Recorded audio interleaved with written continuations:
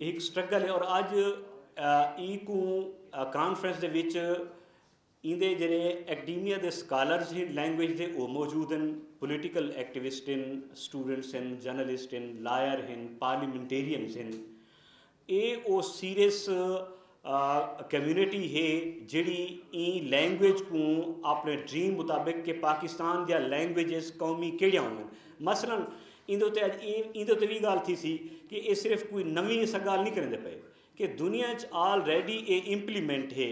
India दे विच 20 कने ज़्यादा कौमी ज़बानां हैं, अफ्रीका दे विच काफ़ी सारियां ज़बानां हैं कौमी, ईवन कैनेडा दे विच काफ़ी सारियां ज़बानां हैं कौमी।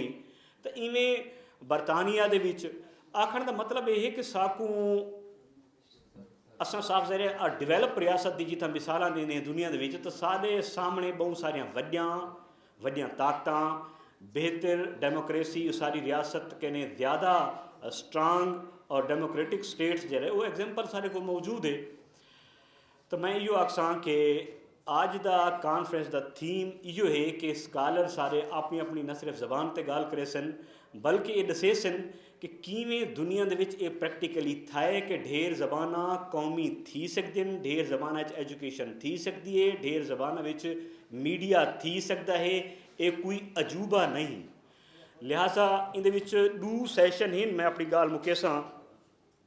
एक सैशन के मॉडरेटर हैं डॉक्टर आसन वाघा साहब और दूजे दे मॉडरेटर हैं डॉक्टर खादिम हुसैन साहब। तो खादिम हुसैन का ताल्लुक ANP के है, वाघा साहब का ताल्लुक सराकी लोक सांझ के है। पहला जो सैशन है जो खादिम साहब मॉडरेट करे सन वो है language diversity policy international and Pakistani perspective. दूजा जो सारा सैशन है वो है national languages commission and role of parliament, जिन्हें पार्लीमेंटेरियन की गाल करे सन, बाकी भी गाल करे सन। तो लिहाजा इन्हें स्कॉलर तो तुम्हारे दरमियान मैं कुछ ज़्यादा रुकावट नहीं बनता। तो मैं अरदास करे सां खादिम हुसैन को, डॉक्टर खादिम हुसैन को आवन और पहले सैशन का प्रॉपर स्टार्ट करें। वेलकम से खादिम साहब।